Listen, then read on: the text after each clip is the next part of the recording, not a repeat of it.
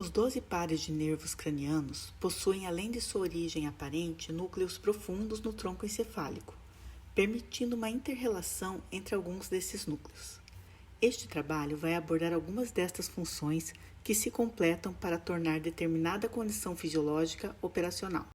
Serão abordados o nistagmo óptico, envolvendo o oitavo par, o nervo vestíbulo coclear, que está composto por dois contingentes de fibras, a coclear, relacionada à audição, e a vestibular, relacionada ao equilíbrio. Pode-se avaliar a função vestibular testando o nistagmo. Um componente lento causado pela entrada vestibular e um componente rápido, corretivo, que provoca o movimento no sentido oposto, chamado batimento. Também serão abordados os canais semicirculares. O sistema nervoso ele lida com a variação constante do centro de massa para que a gente consiga manter a nossa estabilidade postural durante atividades de vida cotidiana, sem que a gente caia ou perca o equilíbrio. O sistema nervoso precisa de informações atualizadas e constantes da posição do nosso corpo para ir construindo e atualizando frequentemente o nosso mapa cerebral. Para o sistema nervoso entender que precisa de ajuste entre a projeção vertical do centro de massa com a posição vertical do centro de pressão, ele conta com sistemas especializados que atualizam ele o tempo todo sobre a posição do nosso corpo. No sistema vestibular estão os canais semicirculares que também serão abordados nesse trabalho. Outro tópico importante será a via olfatória e a gustativa. Nos dois sistemas, o estímulo sensorial detectado é químico. Isso significa que tanto os receptores olfatórios quanto os receptores gustatórios fazem transdução sensorial de determinadas substâncias químicas, sendo por isso classificados como quimiorreceptores. Receptores olfatórios são neurônios que ficam localizados no epitélio olfatório. Já os receptores gustativos são células não neurais, localizados nos botões gustatórios das papilas. Informações olfatórias e gustatórias seguem via nervos cranianos específicos para o sistema nervoso central, sendo processados em áreas distintas do córtex cerebral. Sendo a percepção olfativa a única modalidade sensitiva não processada no tálamo. E o último tópico desse trabalho será o reflexo fotomotor, envolvendo o nervo óptico e o nervo oculomotor. Vamos entender o que acontece com a funcionalidade desses nervos em caso de lesão, além da importância clínica da midríase e da miose, que nem sempre são apenas mecanismos fisiológicos de defesa contra a entrada exagerada de luz. As pupilas também podem ser referência na tradução de lesões no cérebro ou sinais patológicos. Os movimentos oculares oscilatórios, rítmicos e repetitivos são denominados nistagmo, fenômeno que se pode manifestar por patologias ou por estimulação, por exemplo, se um indivíduo em pé girando em seu próprio eixo com os olhos fechados durante 1 minuto. Neste caso, ocorrerá o nistagmo por um curto período, sendo que as células sensoriais do ducto semicircular horizontal são submetidas a um fluxo endolítico dirigido para as ampolas, gerando a despolarização. Para tanto, os neurônios vestibulares primários transportam informação da origem ampolar para o núcleo vestibular medial homolateral, onde se encontram os neurônios vestibulares secundários, e de onde partem 2 uniões diretas monossinápticas para os núcleos oculomotores. Sistema vestibular. Basicamente, tem 2 tipos de sensores. Tem os canais semicirculares e também os órgãos otolíticos. Vou abordar primeiramente os canais semicirculares, que são 3 canais de cada lado do ouvido interno, e cada um alinhado com um plano espacial. Esses canais são responsáveis por detectar movimento da nossa cabeça em todas as direções, para os lados, para cima e para baixo e inclinações. Como dentro desses canais existe um líquido viscoso com alta inércia, a endolinfa, sempre que a gente roda a cabeça para um lado por inércia, a endolinfa permanece no mesmo lugar. E isso faz as células ciliadas que tem dentro dos canais semicirculares se deformarem ou para um lado ou para o outro. Então, a gente tem a frequência de disparo constante dos 2 lados. Quando eu começo a rodar a cabeça para um lado, este mesmo lado começa a aumentar o disparo e o outro compensa diminuindo. E a combinação dessas duas frequências informa ao sistema nervoso um movimento para um dos lados. Isso nos 3 pares de canais semicirculares. Também existem os órgãos otolíticos, que são o utríbulo e o sáculo, que além da endolinfa possuem cristais de carbonato de cálcio que, por inércia, podem se deslocar para cima, para baixo, em todos os lados. São estes órgãos, principalmente, que informam que você está se deslocando num elevador totalmente fechado.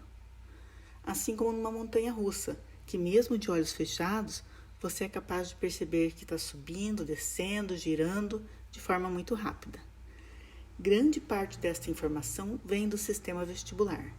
Ele que informa os seus deslocamentos diretamente ao sistema nervoso.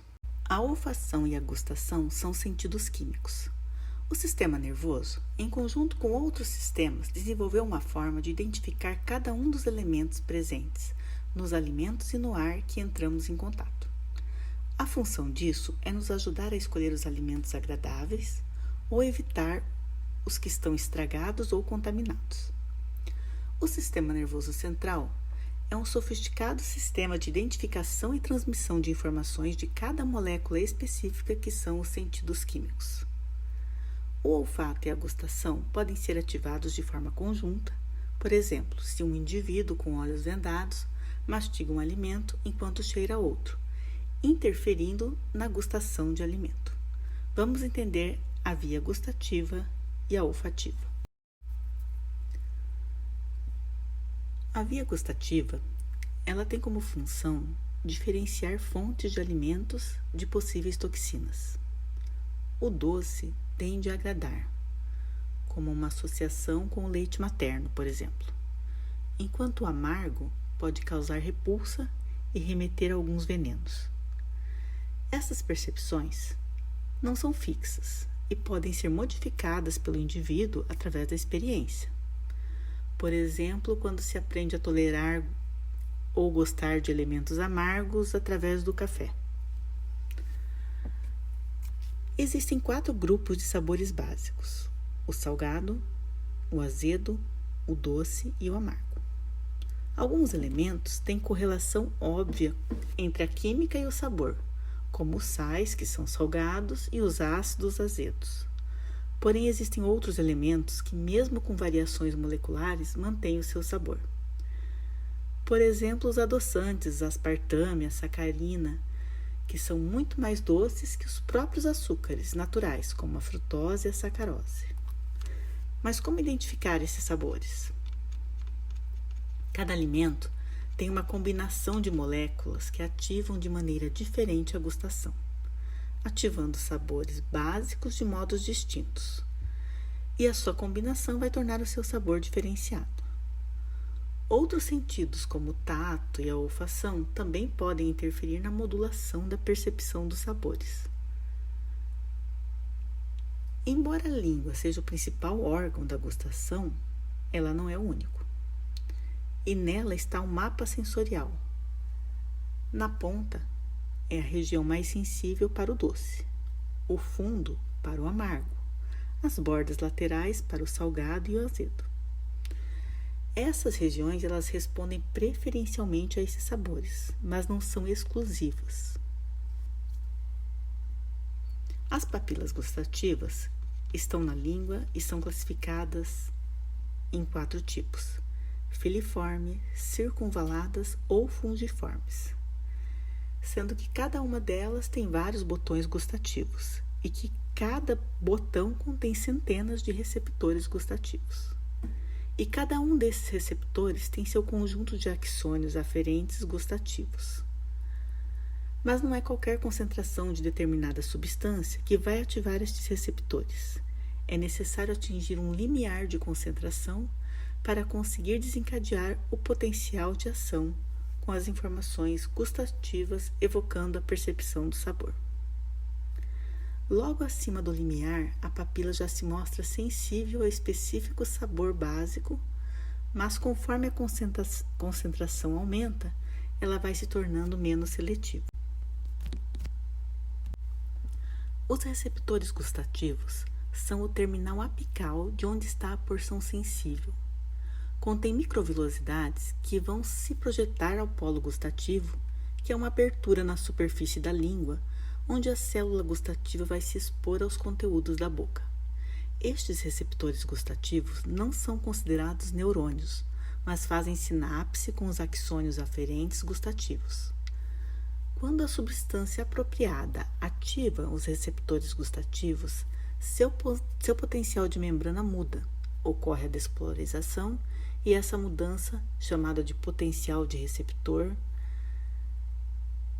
vai desencadear o potencial de ação, através da abertura de canais de cálcio que vão estimular a liberação de substâncias específicas que vão desencadear o potencial de ação.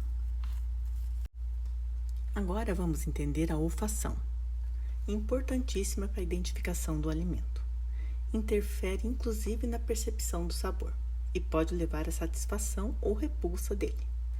Pode também alertar em relação ao perigo de uma determinada substância, seja na comida ou no lugar. Tem caráter afetivo ao identificarmos o cheiro de alguém que gostamos ou repudiamos. Em outros animais, tem até função reprodutiva, mas ao contrário do que se pensa, não é com o nariz que a gente cheira, mas sim através de uma pequena camada de células chamada epitélio olfativo, que fica no teto da cavidade nasal. As células receptoras olfativas são as responsáveis por detectar o cheiro das coisas.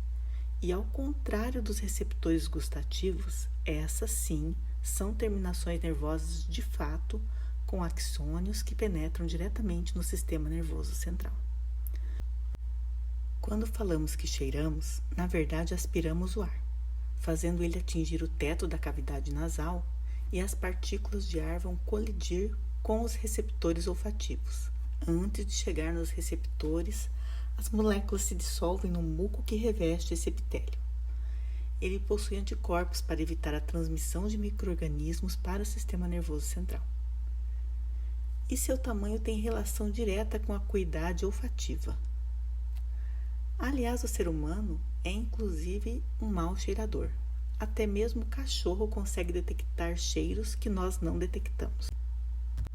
Os receptores olfativos têm um único dendrito que vai terminar em uma pequena dilatação, e dela vão sair cílios finos que vão se estender na camada do muco e vão ser sensibilizados do outro lado, onde há um fino axônio não mielinizado. Os vários axônios não mielinizados, quando se juntam, vão compor o primeiro par craniano, o nervo olfatório. Os mecanismos de transmissão estão nos cílios, e assim, a via olfativa envolve o estímulo à proteína G com ligação de molécula receptora, cascata de AMP cíclico, abertura de canais de sódio e cálcio que vão desencadear o potencial de ação. Porém, esse estímulo não é contínuo e, com o tempo, ele sofre o fenômeno de adaptação e a pessoa passa a ter uma redução da percepção daquele odor. O bulbo possui vários arranjos dendríticos, sinapses, fluxos de neurotransmissores e tem divisões em glomérulos olfativos, criando um certo mapa sensorial. Eles também sofrem interferências de sinapses descendentes do sistema nervoso central. Ao sair do bulbo, seguem por tratos olfatórios e se projetam em várias regiões do sistema nervoso central, sendo que o principal deles é o córtex olfativo, que está no lobo frontal, e estruturas vizinhas do lobo temporal. Assim, o olfato tem o diferencial dos demais sistemas sensoriais de não necessariamente passar pelo tálamo antes de chegar ao córtex. As vias olfatórias se comunicam também com a área de memória, emoção, afetividade e humor. Mas isso não quer dizer que não existe comunicação com o tálamo. O que acontece é que este caminho não é obrigatório para chegar ao córtex, podendo seguir direto. Mas como as pessoas sentem os sabores? Para distinguir a maioria dos sabores, o cérebro precisa de informações olfativas e gustativas.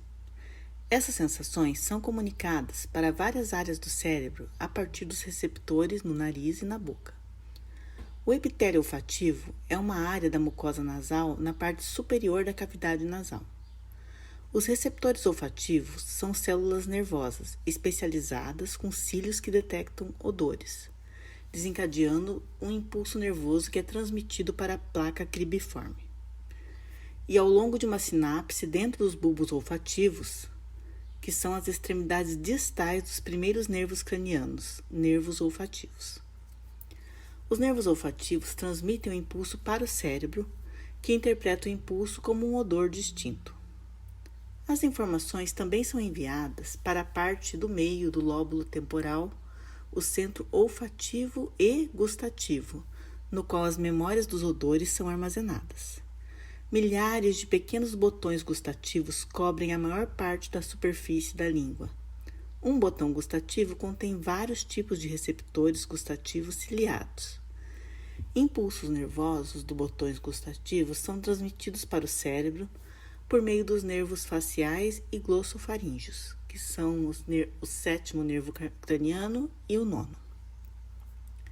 O cérebro interpreta a combinação dos impulsos a partir dos receptores olfativos e gustativos, juntamente com outras informações sensoriais, como por exemplo a textura e a temperatura dos alimentos, para produzir um sabor específico quando o alimento entra na boca e é mastigado.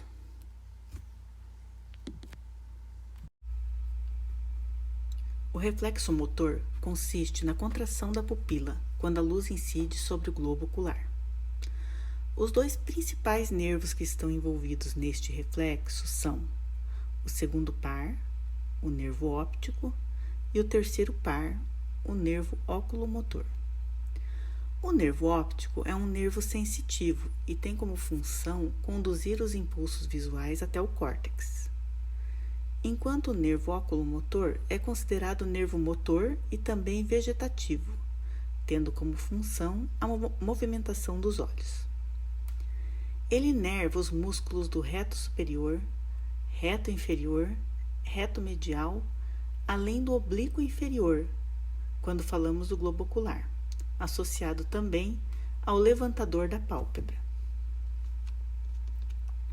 Vale a pena citar aqui que quando o paciente tem uma lesão ou tumor no óculo motor, ele fica com uma ptose, que é uma condição de queda da pálpebra superior por sua ligação com o músculo levantador da pálpebra.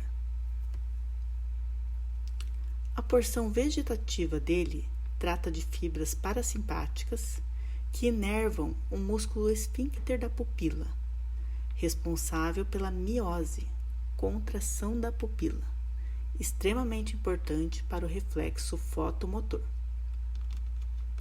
Ao incidir uma luz sobre o globo ocular, a informação sensitiva vai pelo nervo óptico e no mesencéfalo faz conexão com o terceiro par, o oculomotor, responsável pela constrição da pupila. Essa informação vai provocar a miose bilateral ou isocoria, que são as duas pupilas com o mesmo diâmetro e reagindo da mesma forma à luz. Então, o nervo oculomotor recebe a informação através de uma sinapse com o nervo óptico, levando aos dois globos oculares a informação de miose, contração da pupila, como resposta à luz que foi incidida. Se nós olharmos para este desenho mais anatômico, esta informação sensitiva da luz vai chegar sendo transportada pelo nervo óptico, que no seu trajeto até o córtex vai fazer uma sinapse com o terceiro par e realiza a constrição da pupila bilateralmente. Isso é o que acontece no indivíduo normal, sem lesão, ele vai ter essa resposta. Já no caso de existir uma lesão no segundo par, a luz é incidida, porém a informação sensitiva não é conduzida devido à lesão no nervo, que faz esse caminho entre o globo ocular até o córtex, o tronco, e não haverá reflexo neste olho. Porém, se o mesmo for feito no outro globo ocular sem lesão, a informação sensitiva será conduzida e terá como resposta a miose bilateral, porque a lesão foi no segundo par à esquerda. Então, se você incide a luz à direita e essa resposta é bilateral, pode-se supor que a lesão foi no segundo par à esquerda. Já na lesão do terceiro par, a luz vai ser incidida sobre o globo ocular, porém a informação sensitiva vai conseguir chegar no tronco, vai fazer sinapse com o nervo oculomotor, porém do lado que estiver lesado não acontecerá a resposta de constrição, enquanto do outro lado acontecerá normalmente. O lado direito vai ter a resposta de constrição e do outro não. Então, na lesão de terceiro par à esquerda, vai apresentar anisocoria à esquerda. A anisocoria é quando pupilas assumem tamanhos desiguais. Neste caso, ocorrerá miose apenas à direita. Lembrando, quando você incide a luz sobre esse globo ocular, a resposta que você vê neste globo ocular é o reflexo fotomotor. E o que você vê no globo ocular contralateral é a resposta consensual, ou seja, no olho não estimulado. Existem várias patologias que podem levar à perda deste reflexo. A importância do reflexo fotomotor é que ele é o último reflexo a sumir e desaparecer quando o indivíduo entra em morte encefálica. Por isso que esse reflexo é importante de ser testado em pacientes graves em coma. A diminuição da quantidade de oxigênio disponível para o cérebro pode provocar a dilatação completa das pupilas, que seria a midríase.